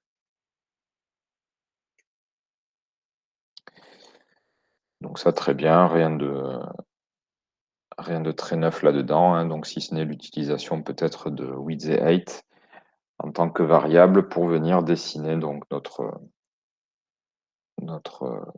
cercle. Alors, ce qu'on va faire, c'est qu'on aimerait bien, en fait, que ce cercle-là se décale d'une certaine quantité à chaque fois. Donc, à chaque fois qu'on dessine le draw, on aimerait bien dire, bah, tiens, tu vas te déplacer d'un nombre de pas aléatoire en X ou, ou en Y. D'accord? On aimerait bien lui dire, bah, tiens, tu te déplaces, je sais pas, d'un nombre aléatoire entre 0 et 4 pixels sur ton axe des X. Donc peut-être même en lui disant soit à droite, soit à gauche, le, en précisant le signe. Et pareil sur le Y. Donc ça va supposer en fait stocker la position ici de ce cercle dans ce qu'on appelle des variables. Donc on va déclarer en fait ici, stocker ici, on va écrire ça. Alors je vais l'écrire ici, let x égale et let y. Donc ça, qu'est-ce que ça veut dire? Ça veut dire qu'on va déclarer ici deux variables. Donc une variable qui va s'appeler x. Donc vous voyez, on utilise un nouveau mot-clé qui s'appelle en fait x égale 0 et y égale 0. D'accord? Tiens, on va même les positionner à 200 et 200. Donc là, qu'est-ce que ça veut dire? Ça veut dire qu'on associe à la valeur, au symbole x, la valeur 200. On associe symbole y, donc la variable y, le symbole 200. D'accord? Donc on fait vraiment une association qui se fait par le biais du signe égal. Donc là, qui n'a pas symbole, en tout cas qui n'a pas valeur de comparaison. On ne compare pas y avec 200, mais on associe la valeur 200 avec le symbole y et on associe la valeur 200 au symbole y. D'accord? Donc le fait d'écrire ça va nous permettre d'écrire ici, d'utiliser ici x et si on n'avait pas ce qu'on appelait déclarer les variables ici, on n'aurait pas eu le droit d'écrire ces symboles-là. D'ailleurs, vous voyez en fait, il les colore pas en rouge parce que ce pas des variables qu'il reconnaît par défaut. Donc, c'est pas comme width 8 ou mouse x ou mouse y. Ici, on n'a pas ces mots-clés qui sont présents dans le dictionnaire de P5JS. Donc, X et Y, c'est deux variables qu'on vient de créer et qu'on va pouvoir, évidemment, donc ça s'appelle des variables. X et Y sont des variables. Et ça, c'est ce qu'on appelle ici, donc juste avant le setup, c'est la déclaration de variables. Et même, on les appelle les variables globales. Alors pourquoi variables globales? Parce qu'en fait, elles sont disponibles dans tout notre programme, que ce soit dans le setup, que ce soit dans le draw. Elles vont être aussi disponibles à l'intérieur des gestionnaires d'événements, donc keypress, mousepress. Et on verra plus tard qu'on peut utiliser ce qu'on appelle des variables locales. Donc pourquoi local? Parce que ça va être pratique parfois de créer des variables simplement dans un gestionnaire, d'accord? Elles serviront que dans le gestionnaire et pas ailleurs. Donc ça va nous servir notamment à calculer parfois des valeurs intermédiaires dont on se sert que à l'intérieur d'un gestionnaire en particulier, d'accord? Donc on a la déclaration de variables. Donc on associe à donc ça c'est une variable, notre variable. Donc si on va l'appeler la variable x et variable y. D'accord? Donc là, toujours pareil, gestionnaire de démarrage et gestionnaire de dessin. Donc ça, vous allez voir très souvent. Maintenant, on va après, et notamment la semaine prochaine, quand on va commencer à charger des médias, on aura toujours cette partie avant le setup où on va déclarer des variables qui vont nous permettre de stocker des informations, hein. Donc c'est ce que je vous précisais tout à l'heure. Ces informations peuvent être de différentes natures. Donc là, pour l'instant, on associe à une variable un nombre. ce qui sera très souvent le cas aussi pour effectuer des calculs ou représenter des objets, modéliser des objets. Mais on va pouvoir, à travers des variables, stocker des sons et stocker aussi des images, du texte sous la forme de chaînes de caractères. Et on peut stocker des objets beaucoup plus complexes. Par exemple, là, j'ai travaillé avec les masters sur comment on pouvait charger des données qui provenaient euh, du site de Bordeaux Métropole qui concerne les data. Les data, donc on peut venir charger par exemple aussi des tableaux Excel et ensuite on va pouvoir à travers ces variables venir naviguer ou venir récupérer des valeurs qui sont enfermées en quelque sorte dans ces fichiers. Donc une variable, ça va nous servir à stocker de l'information et cette information-là, elle peut, dans certains cas, varier. Donc d'où le nom de variable. D'accord? Donc si je relance ce code, eh bien pas grand-chose de plus. J'ai bien mon cercle qui se dessine ici en 200-200. Donc 200. Donc là, je n'ai pas utilisé width divisé par 2 et height divisé par 2. Pourquoi? Ben parce que quand on est ici, on n'a pas, pour l'instant, on n'a pas appelé create canvas. D'accord? Donc width et height, c'est deux variables qui sont valides que lorsqu'on on a appelé create canvas. Donc, or, pour l'instant, c'est pas le cas. Donc là, pour l'instant, j'ai simplement mis 200 et 200. Voilà, ça fonctionne. Alors, ce qu'on va faire, c'est qu'on va mettre à jour ces variables et on va écrire quelque chose. Alors, je vais expliquer, mais on va écrire x égale x plus random, par exemple, tiens, moins 1. Donc, cette ligne-là, qu'est-ce qu'elle veut dire? Un petit peu compliqué parce que on a l'impression qu'on écrit quelque chose comme, j'en sais rien, 2 égale 2 plus une quantité. Donc il faut bien voir, hein, je réexplique que ce signe-là, ce n'est pas un signe de comparaison, c'est vraiment un signe d'association. Et donc là, ce qui va s'effectuer, donc il y a vraiment deux moments dans cette écriture. Il y a cette opération, donc il va prendre la valeur de x courante, donc qui est 200. Il va lui rajouter une valeur aléatoire qui est comprise entre moins 1 et 1. Donc ça va pouvoir être par exemple moins 0,75. Donc x équivalait 200, il va lui rajouter donc moins 0,75, donc ça va valoir 199,25. Et cette valeur qu'il vient de calculer, il va la replacer dans x. D'accord? Donc il y a ces deux temps dans cette écriture. D'abord, on effectue l'opération qui est à droite donc du signe égal. Et ensuite, on vient remplacer la valeur de x qui était 200, on vient la remplacer par la valeur qui est calculée à ce moment-là. D'accord? Donc, dans cette écriture-là, il y a vraiment deux opérations. Donc là, première opération, petit 1, on effectue le calcul x plus donc random, donc je ne réécris pas random de quelque chose. D'accord? Donc ça, c'est la première opération. On effectue ce calcul. Deuxième opération, on place le résultat de l'opération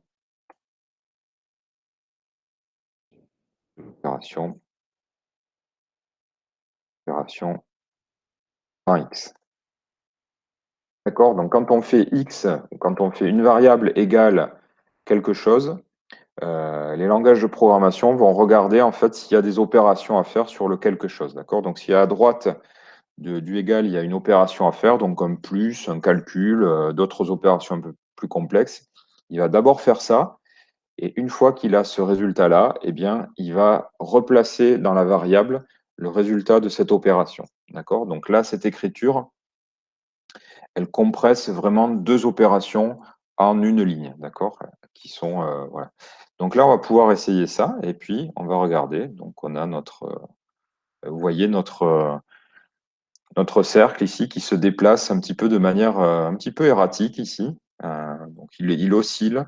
En fait, pourquoi? Ben parce qu'en fait, il va rajouter à la position en cours, donc à la position x en cours, eh bien, une quantité en fait qui voilà, qui va être sélectionnée au hasard entre -1 et 1. Donc, vous avez compris, on va faire un petit peu pareil pour la variable y. Donc, alors on va ajuster hein, l'intervalle -1, 1. Donc là, on devrait avoir voilà, une sorte de voilà, voilà. Donc on appelle ça cet exemple classique, c'est Walker parce que voilà, cette espèce de mouvement un petit peu erratique. Donc on va peut-être augmenter ici, au lieu de mettre -1 et 1, on va mettre -2 et 2.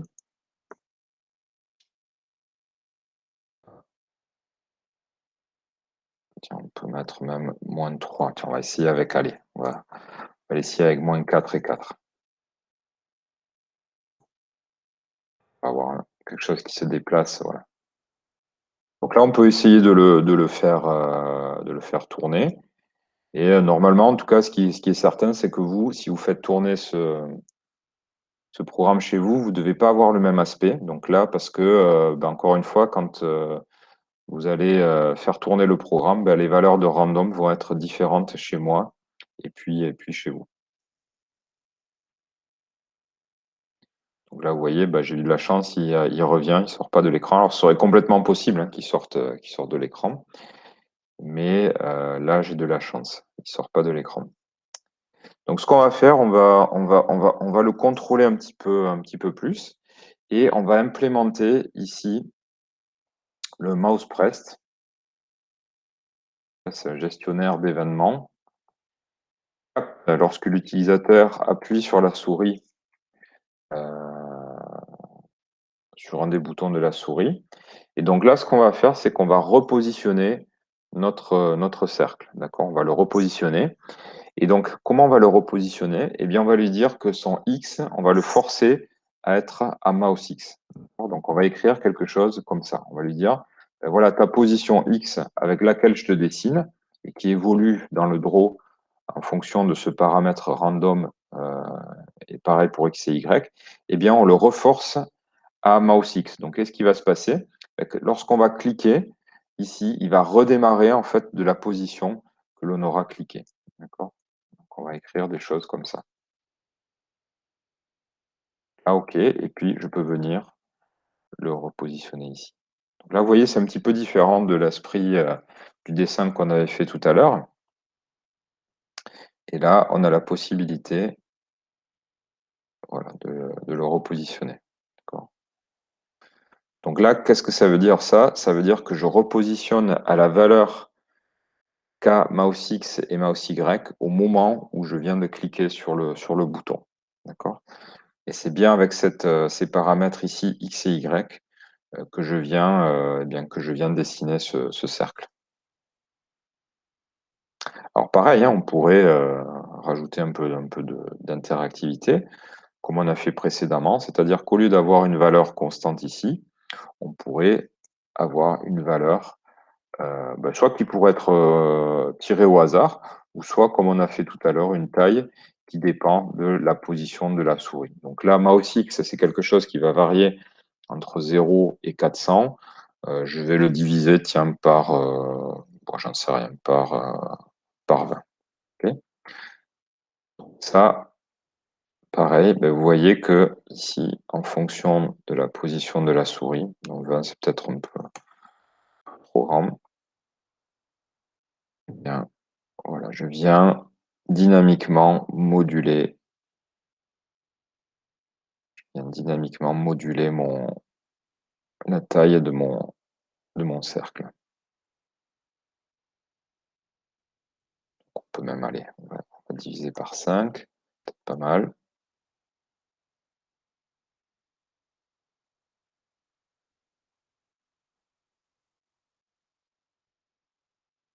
Donc là, déjà, on a cette latitude-là, et on peut jouer aussi évidemment sur le pas. Donc vous pouvez essayer, on peut découpler la capacité que va avoir notre walker là, à se déplacer sur l'écran en fonction des X et des Y. Donc là, on a mis la même plage de nombres, -4 et 4. mais on pourrait, pourquoi pas, faire en sorte qu'il galère un peu plus à se déplacer sur les X. Donc là, il va se déplacer en fait de, d'un pas entre -2 et 2 sur l'axe des X.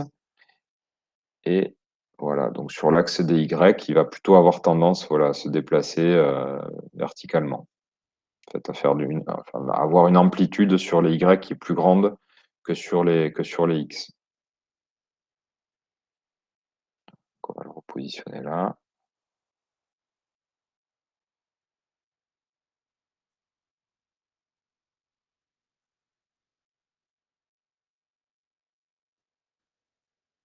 Tiens, hop, je vais trouver la 4, 6,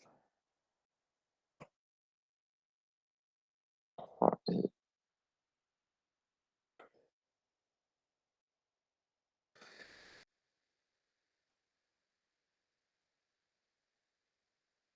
ça.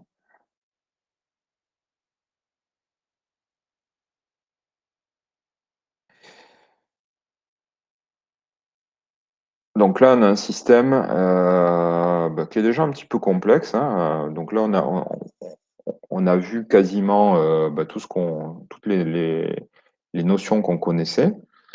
Donc, les variables prédéfinies mouse X et mouse Y qui vont contenir donc, la position de la souris par rapport à notre repère de dessin.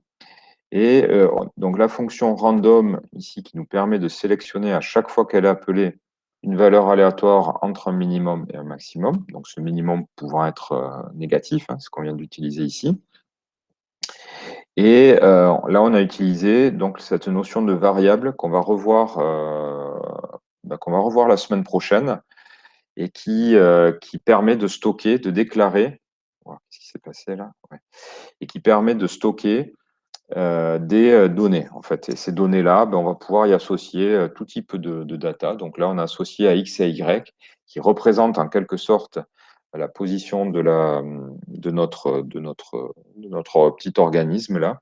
Et cette position-là, on l'a fait évoluer grâce à cette écriture-là. D'accord?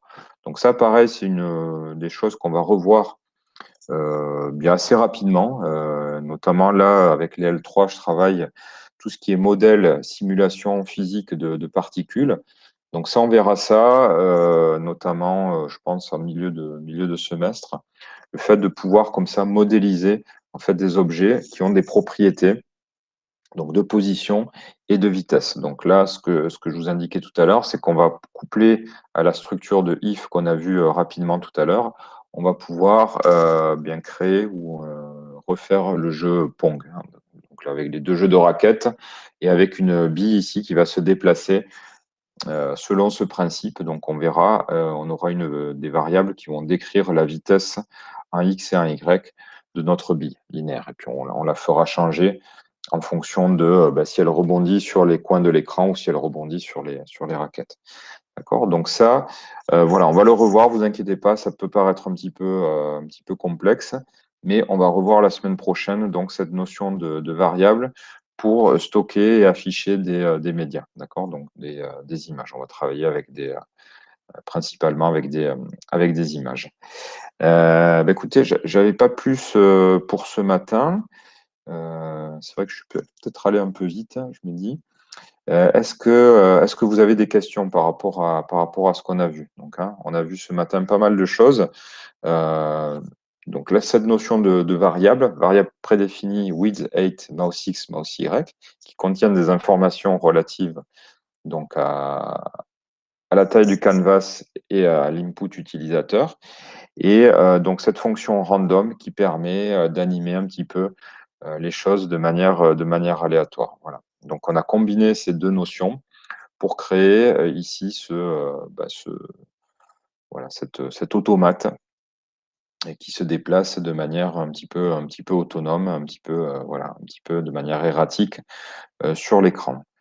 Euh, donc j'avais pas prévu de faire plus ce matin sur ces notions-là. Il nous reste 10 minutes. Si vous avez des questions, si vous voulez qu'on revoie des choses, voilà, je suis tout oui. Sinon, on peut s'arrêter là pour ce matin, je pense. Donc, si vous avez des questions, voilà, je suis prêt à y répondre. Si vous voulez que je réexplique quelque chose dans un sketch. Donc, pour la semaine prochaine, pas d'exercice. Par contre, je vous donnerai du travail à faire pour après les vacances. Voilà, donc il y aura un sketch à réaliser qui exploite un petit peu toutes les notions qu'on a vues là. Donc, principalement dessin, mouse X, mouse Y et dessin de forme géométrique. D'accord. Donc, j'ai pas réfléchi encore. Je vous donnerai les consignes la semaine prochaine. Ok. Bon, bah, écoutez, bah, s'il n'y a pas de questions, bien on va arrêter là pour ce matin. Donc, je vais placer les sketchs en ligne et je mettrai la vidéo ce soir, je pense. Voilà, après la journée.